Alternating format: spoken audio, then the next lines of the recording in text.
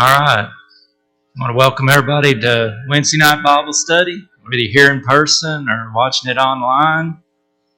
You'll notice I'm not Bryant Beans. He got done teaching Hebrews, did a real good job of going through that book. But we're going to do something a little different this quarter. We're going to have a topical study, and you can see the subject there, the Christian and finances. When the new curriculum was introduced, I guess a couple of years ago, I was approached to teach this, and I kept thinking, well, I'll get to teach that sometime. Well, that's sometimes here. So before we get started, let's have a prayer first.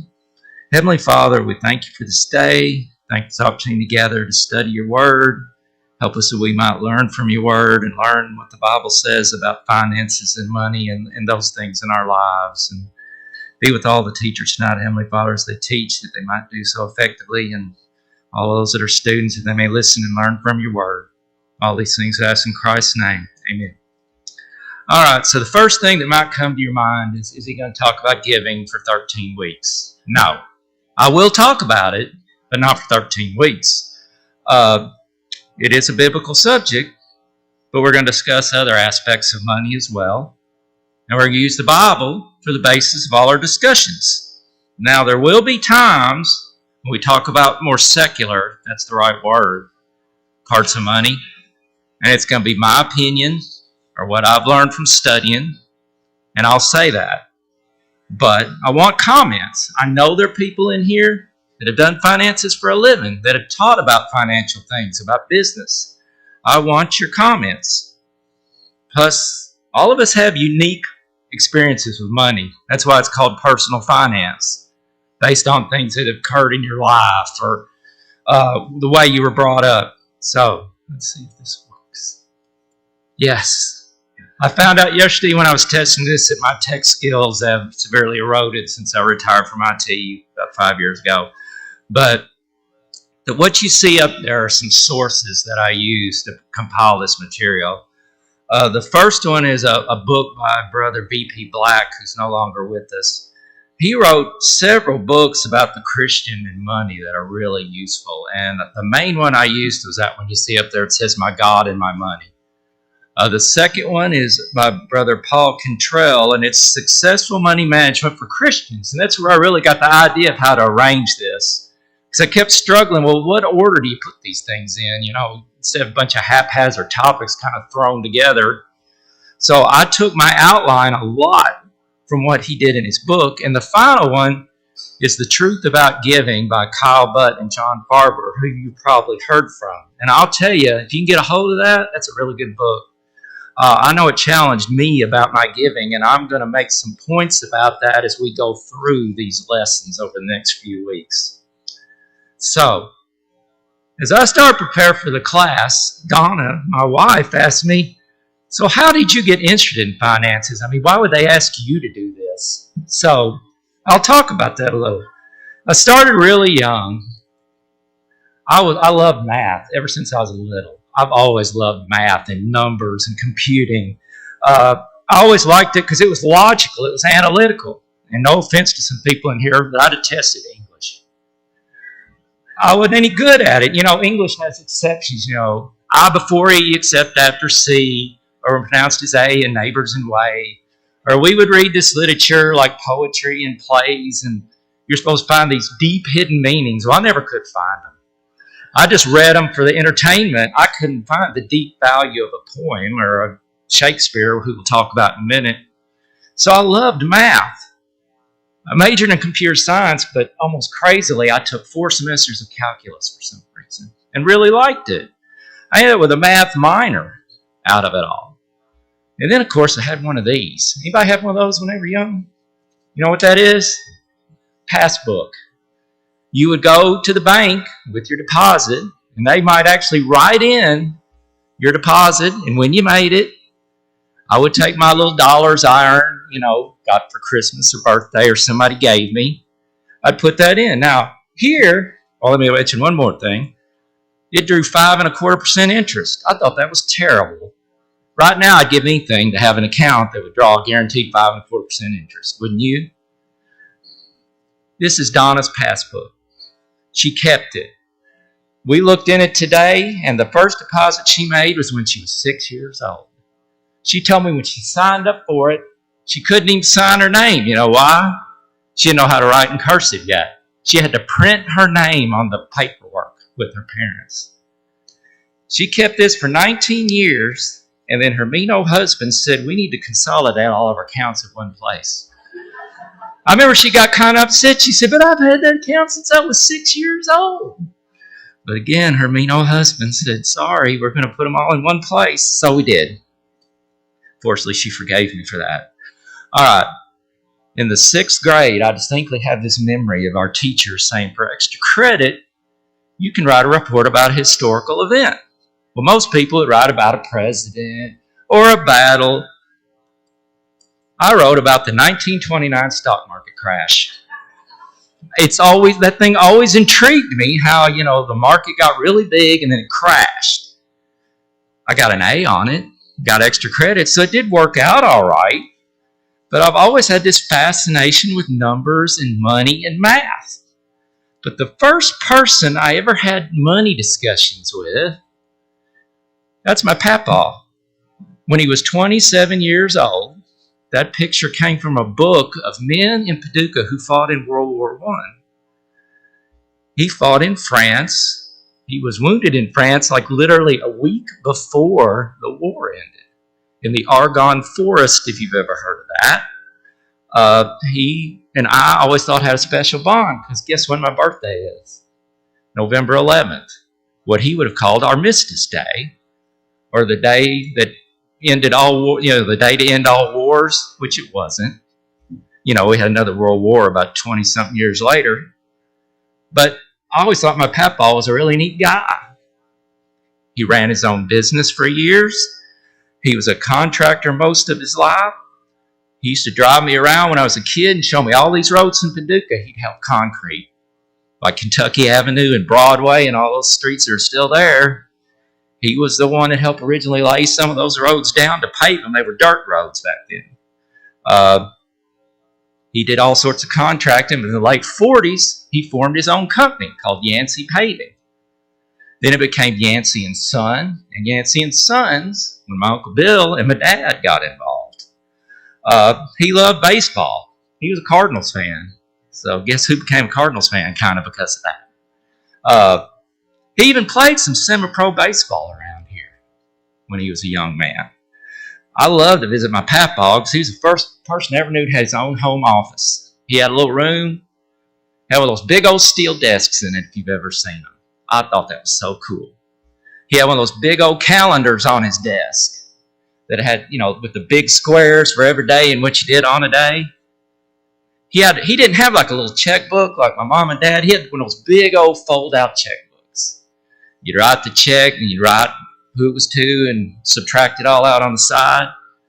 And he even had over his desk, he had the diplomas for each one of his kids, including his dad, because he told me he helped him pay for college, so he thought he ought to at least get something out of it.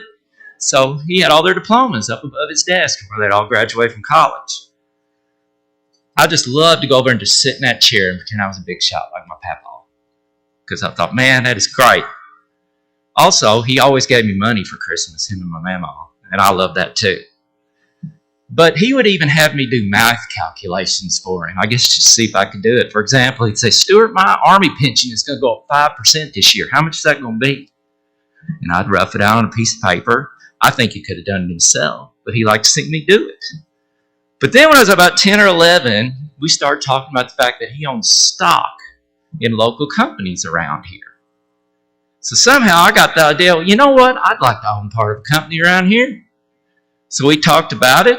I saved up some money, and one day he took me to one of the local banks around here, and I bought 2 shares of stock in that bank. We got to actually meet a vice president of the bank, and I remember him saying, we want some young blood in this bank. That's fabulous. So my Papaw would tell that story to everybody. You remember what he said, Stuart? He said he wanted some young blood in the bank, just like you. And I just thought that was wonderful. And then 3 months then, I got this mail from the bank, and there was a check in it for a few dollars. I didn't even know what a dividend was, but got one. Of course, I didn't think it was enough. I thought, well, I ought to get more than that. I didn't realize that I was making a really good return on my money until I was a lot older. The bank did a buyback when I was in college, and I made a pretty good amount of money when I sold all that stock back. So anyway, I went to college, met this beautiful girl and got married to her. Got a job at this place called Martin Marietta. It used to be Union Carbide, and then it became Lockheed Martin, and Lockheed, and then USEC, and then Centrus Energy. I made good money there. I remember one of my friends, when we got married, gave us, I don't know if you've ever seen these big old budget books, big old green book with a bunch of lines in it, and you write down how much you spend and how much you get. So I kind of kept up with that. I'd balance our checkbook every month. I don't know if you remember getting this big old envelope that looked like it's about that thick because they give you all your checks back. Well, they don't do that anymore. I remember my father-in-law getting really upset when they stopped doing that, didn't he? He just couldn't believe he didn't get his canceled checks back from the bank. But I'd balance my checkbook every month, but we really didn't have any goals or what we were going to do with our money for the future until one day I was coming back from a business trip to Oak Ridge, Tennessee, and I'm driving through Nashville, and I'm just trying to find something to listen to kill time. And I hear this guy, he sounds almost crazy, enthusiastically talking about getting out of debt, investing money for the future, having an emergency fund, and you probably guess who that guy is. I'm getting him to come up. He's still doing it today. Dave Ramsey. He had a big influence on my life. My mom actually went with me, and we saw him in Paducah, if you can believe it. He came in Paducah and did one of his sessions.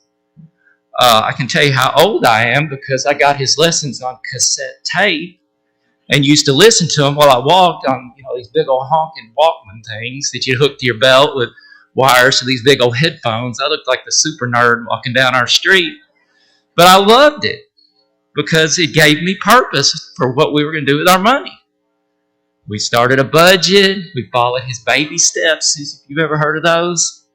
And it worked. We got out of debt. We saved money. We invested for the future. His stuff really works, I'll tell you. Some of you have taken his class here even. But he's still doing it now. So you'll hear his name repeated several times during what I'm talking about through the next few weeks. So that's my finance story. But everybody's story is different. It's based on your experiences, where you grew up. For example, and there's sadly not many of these people left, but say you knew someone that grew up during the Great Depression. Their attitude and the way they did money is different than someone who grew up later. Say you grew up during World War II when they rationed stuff. My grandparents always told me about how they rationed gasoline. My Papaw told the story of rationing tires. He said he went and got a brand new set of tires. He finally got his coupon or whatever he called it. Next day he came out, they were gone. Somebody stole them off his car. And he'd waited all this time to get them. And he had to go try to find some old ones to put on there. But based on when you grew up, how your parents were with money, that's going to affect. And that's different for everybody in this room. It's completely different. Because we all have different experiences. Maybe you, during the housing bust in the late 2000s, like 8 and 9, maybe you knew somebody lost a house. Maybe you had trouble paying your mortgage. That's going to affect what you think about money. It's all different. So again, I want people to comment. Don't be scared to say something. I do not know everything about money. Donna can tell you that.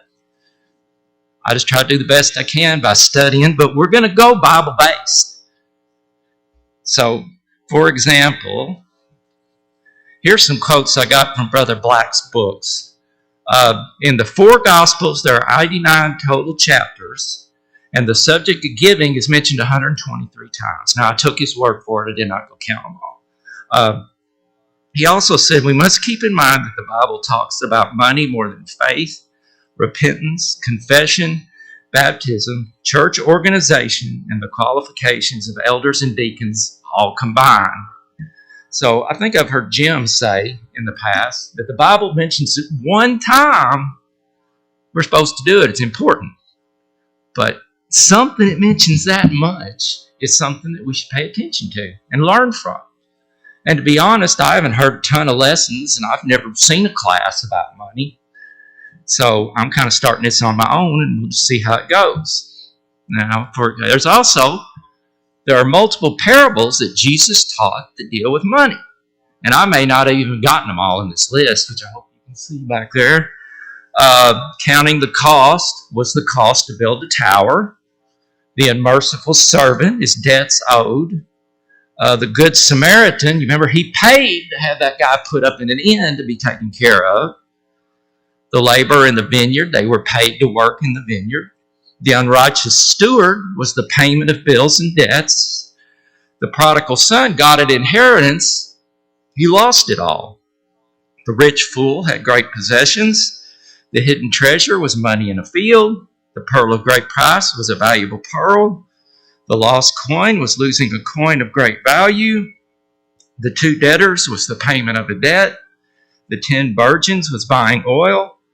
The rich man and Lazarus was a rich man and a poor man. And the talents were like money. So we're going to talk about several of these through this next quarter. But I'm just going to talk about one right now to see what we can actually draw from it. Come on now, don't be doing this to me. There we go. All right, turn to Matthew 25. And we're going to read the parable of the 10 virgins and see what we can learn from it. All right, Matthew 25, and I'll start at verse 1. Then the kingdom of heaven shall be likened to 10 virgins who took their lamps and went out to meet the bridegroom. Now 5 of them were wise, and 5 were foolish. Those who were foolish took their lamps and took no oil with them, but the wise took oil in their vessels with their lamps. But while the bridegroom was delayed, they all slumbered and slept. And at midnight a cry was heard, Behold, the bridegroom is coming, go out to meet him. Then all those virgins arose and trimmed their lamps. And the foolish said to the wise, Give us some of your oil, for our lamps are going out. But the wise answered, saying, No, lest there not be enough for us and you, but go rather to those who sell and buy for yourselves. And while they went to buy, the bridegroom came, and those who were ready went in with him to the wedding, and the door was shut. Afterwards the other virgins came also, saying, Lord, Lord, open to us. But he answered and said, Assuredly I say to you, I do not know you. Watch therefore, for you know neither the day nor the hour in which the Son of Man is coming. So in the chapter before this, Jesus' disciples asked when the destruction of Jerusalem would occur and when Jesus would return. And at the end of the chapter of 24, Jesus discusses his return. He says, No one but God knows when that's going to be. There won't be any signs of it. So he's saying you need to be ready. That's the main. Be prepared for Christ's return because you don't know when it's going to be. So you need to be ready.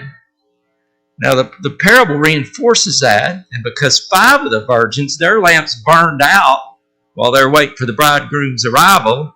And they didn't bring any oil, so they had to go buy some. While they're gone, the bridegroom arrives just at the wrong time for them. And it was costly for them. They needed to go in. They were locked out.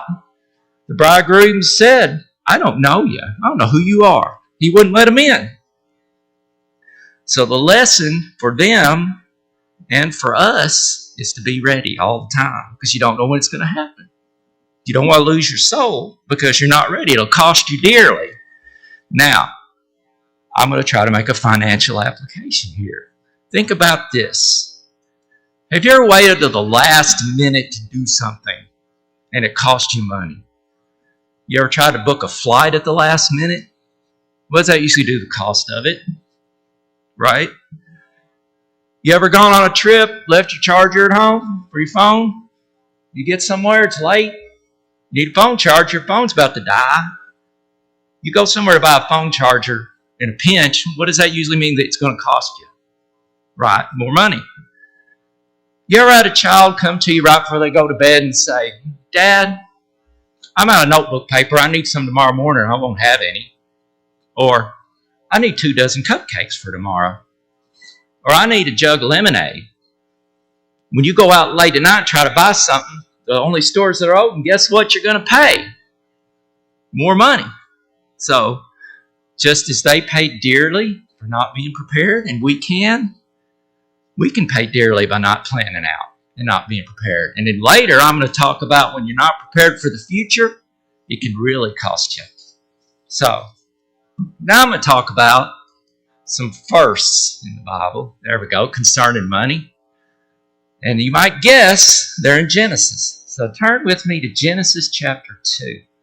And this is the first place I could find any reference to anything related to money whatsoever.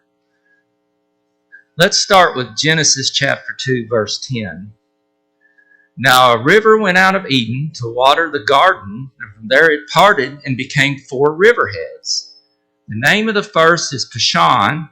It is the one which skirts the whole land of Havilah, where there is gold. And the gold of that land is good. Bdellium and the onyx stone are there. So it talks about gold. You know, we think of gold, it's a precious metal is what we call it. Gold is mentioned 350 times, according to the Strong's I looked at in the Bible. You think about the different places it's mentioned, like when the tabernacle was built. You'll remember the ark was covered in gold, the Ark of the Covenant. All the utensils they made, the bowls, it was gold. It even was part of building the tabernacle was gold. You think of the temple Solomon built. All the gold that went into that, everywhere was covered. You read it was covered in gold, covered in pure gold, lots of gold. But something other in there that I had forgotten about is in 1 Kings 10, Solomon made golden shields and put them in one of his outposts. Now, why do you think you'd make a golden shield? Because if you think about gold, it's ductile. It's a soft metal. You know, back when they made the tabernacle, they also actually made gold threads and they wove them into the priests, what they wore. Do you think a gold shield would work very good in a battle? No. One thing, gold's really heavy. A gold shield would be really heavy to bear, but it wouldn't work very well. It would, wouldn't keep arrows or whatever they shot back then at you.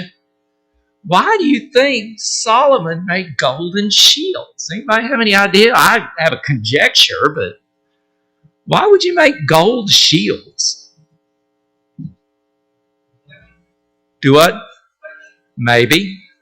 I have another idea, but I won't tell you yours any better than mine. So I thought it was to kind of show the prosperity of his kingdom. I can afford golden shields to hang in here, to show, how prosperous we are. But now let's go to 1 Kings chapter 14. Now you remember what happened to Solomon in his later life, right?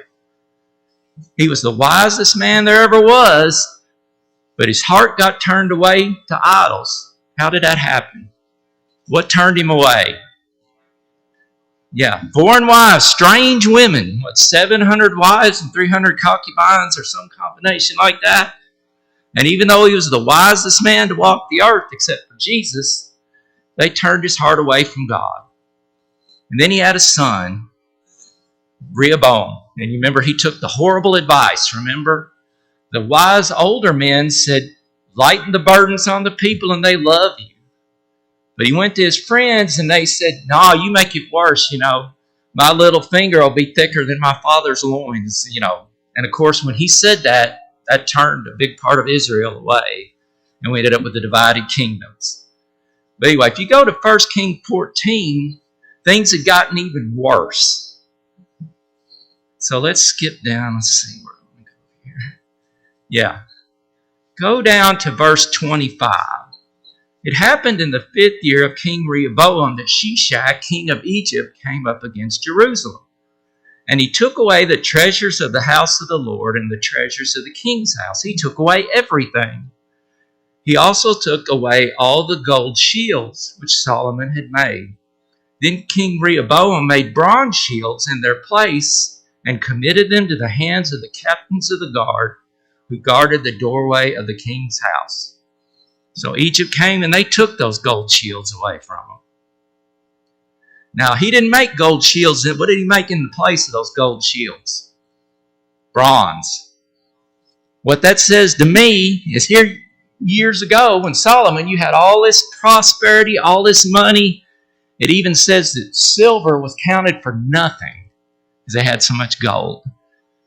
He's at a point now where the country's been plundered because of their sin. He can't even make the gold shields again. He makes bronze. Now, have you ever seen bronze? It's a pretty shiny metal, but it's not gold.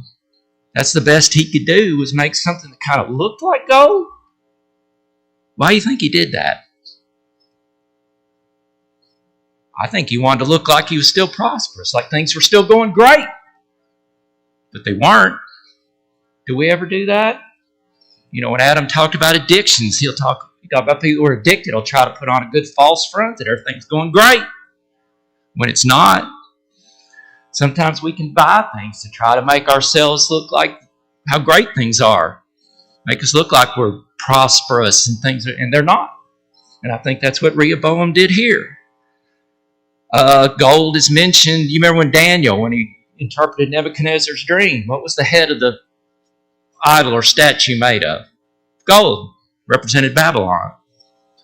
In the New Testament, very early, what was one of the gifts Jesus got as a child from the wise men?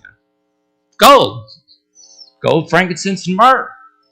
Right after that, they left for Egypt because they were told Herod was going to, hurt all the little kids there, which he did, little boys. It's quite possible they used that gold to survive in Egypt, well, until Herod died and his son Archelaus took over. And finally, of course, you always think of Revelation, where heaven is described as what? The city of gold, with the golden walls and the street of gold running down the middle of it. So gold plays a very big part in the Bible, and we're going to talk later, when we get to the nerdy secular stuff, about gold. And should you have it? Should you invest in it? But it's been around, like we see, since the very beginning. All right. The first place giving's mentioned, and Bryant talked about this. And he did a really good job, so I'm not going to plow all that ground up again. I'm just going to briefly talk about it in Genesis 14, verse 17. You remember that Abraham's nephew Lot was captured with the people of Sodom and Gomorrah. And Abraham took his men and went out after him, got him back. And in verse 17, and the king of Sodom went out to meet him at the valley of Shavah. That is the king's valley. And after his return from the defeat of, and here we go, Chedorlaomer, that's close enough, and the kings who were with him, then Melchizedek, king of Salem, brought out bread and wine. He was the priest of God Most High. And he blessed him and said, Blessed be Abram of God Most High, possessor of heaven and earth, and blessed be God Most High, who has delivered your enemies into your hand. And he gave him a tithe of all. So Abraham gave to Melchizedek a tithe of what he had taken, a tenth. And we're going to talk about that later when we talk about giving. Now, the final thing is the first financial transaction. Flip over to Genesis 23. And again, that's what I could find. If you can come up with a better one, that's fine with me if you let me know. But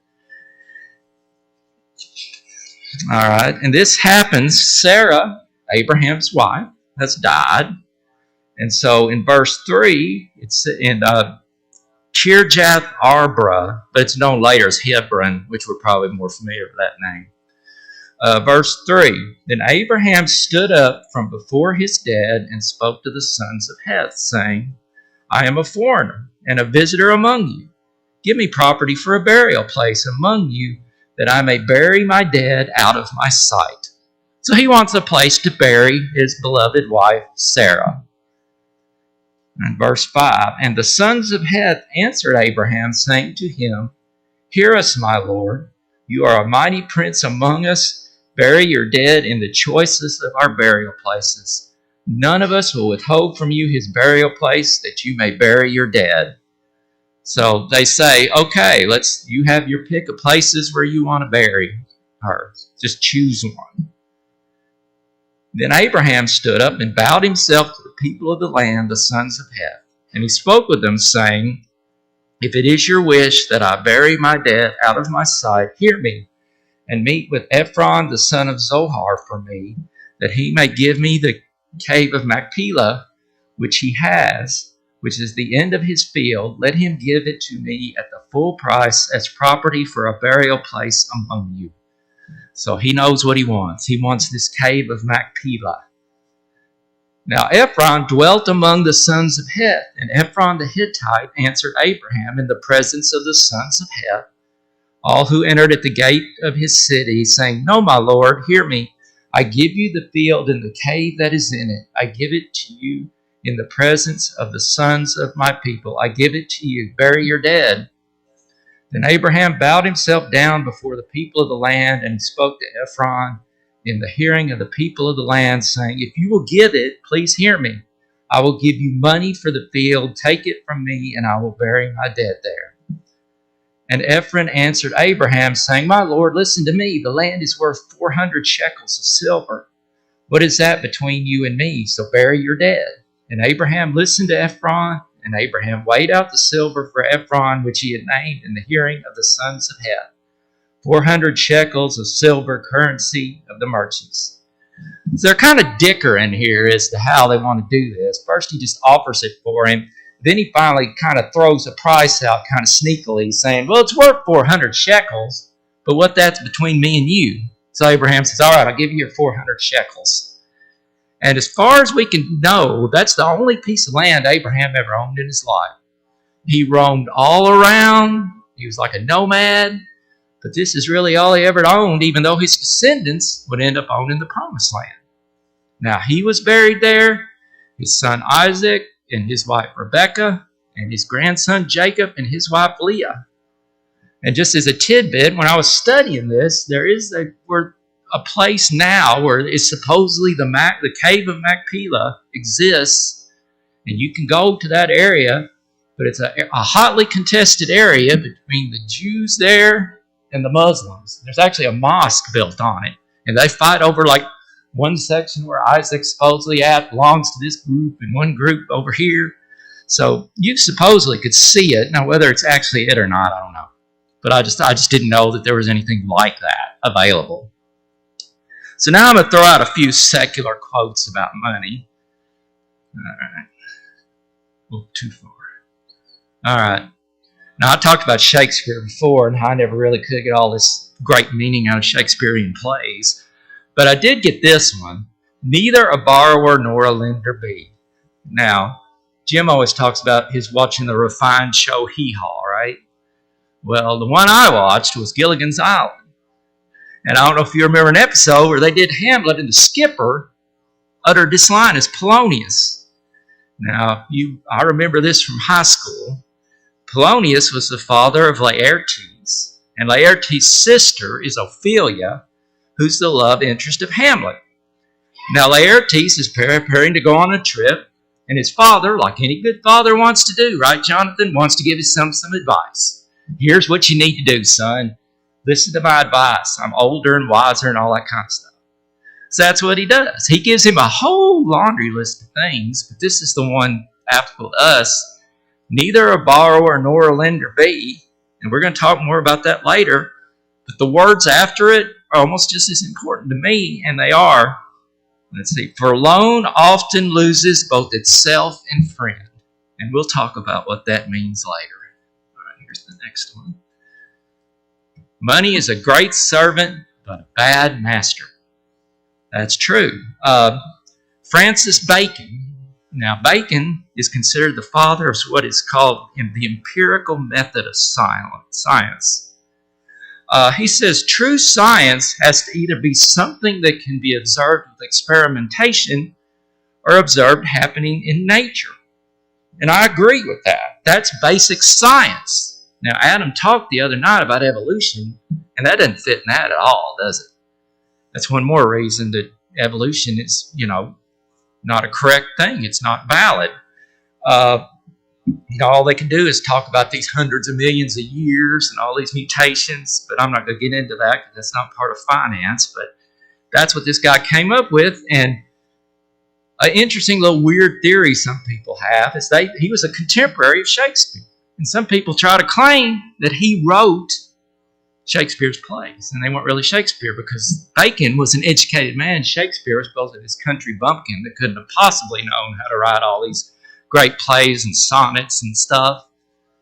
But that's just some theory. I don't really believe it. I don't know why that would be. But anyway, another one is by Margaret Thatcher, who was the first female prime minister of England, Great Britain.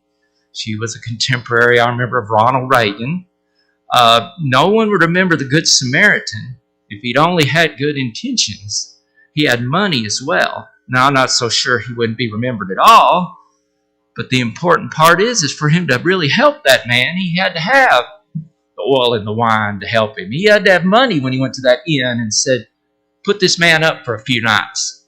He also had to have a pretty good reputation in his job and his character, because if you remember, he said, when you run out of money, I'll pay you when I get back. And you don't see where the innkeeper says, oh no, when you're out of money, he's out on the street. He must have trusted him to let him be able to do that.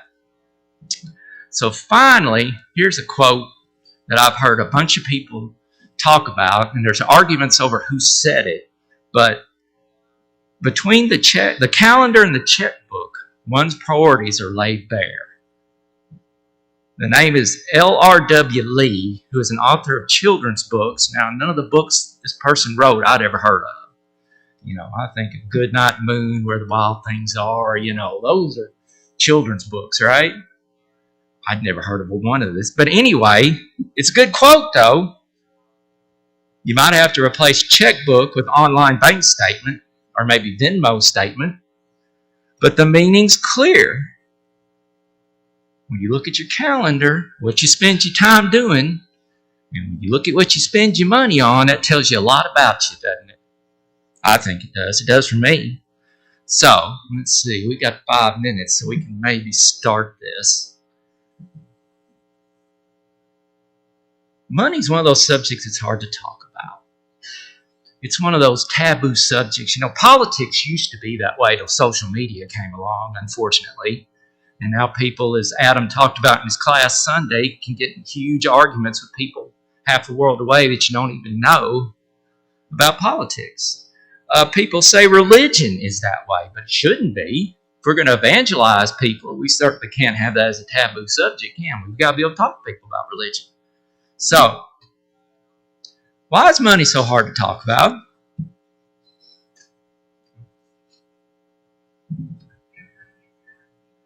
Everybody has their own opinion. That's right. Again, what we talked about, how I was raised, how things happen in my life. I have my own opinion about it. Anybody else? Yes, they don't want to let anybody know. It's none of your business how I spend my money. It's my money, and I'll spend it how I want. Or I don't want you to know how much money I make. Those kind of things. That's exactly right. For both things. And we're going to talk about that next week we get to it. Is it wrong to have a lot of money? Is it wrong to make a lot of money? But you can be looked down for both of them.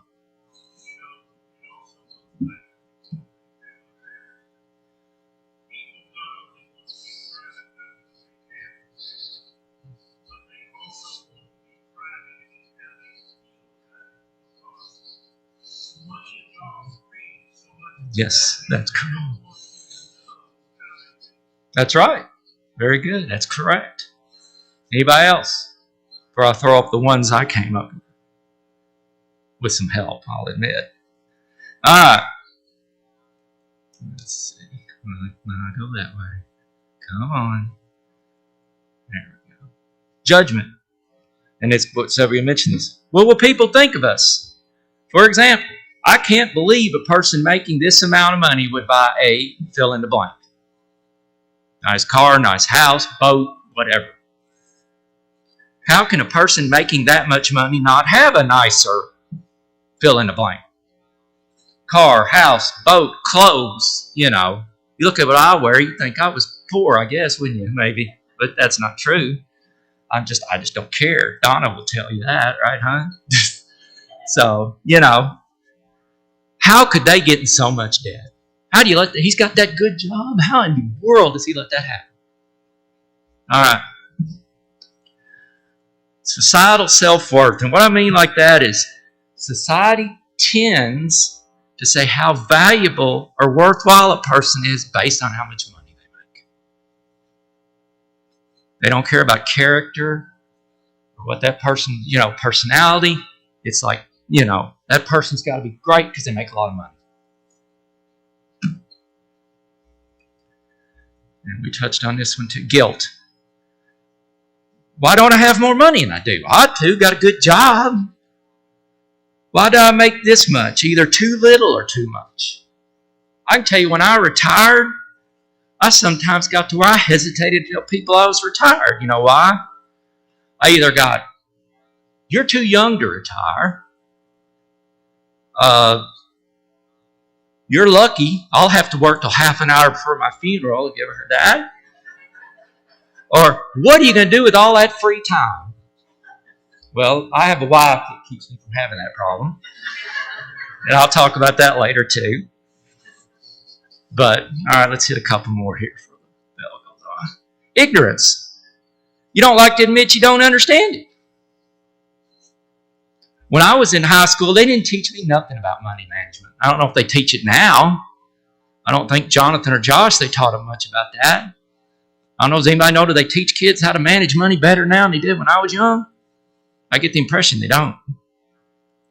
As we said, money exposes who we really are. How you spend it tells you who you are. And finally, one word and I got it. Boasting. Sound like you're bragging. Leo talked about humble bragging. I sure hate I had to spend all that money getting my car fixed. It's a nice Corvette, so it just takes a lot of money to get it fixed. That's a humble brag. All right. Okay.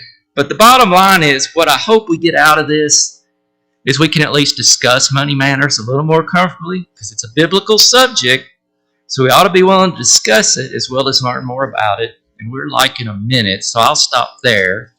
And y'all can talk amongst yourselves till the next bell goes off. But like I said, I want you to think about that question. Is it wrong to have a lot of money or make a lot of money? And we'll go to the Bible and try to find an answer to that question. Thank you for being patient and putting up with me. And like I said, we'll continue this discussion next week.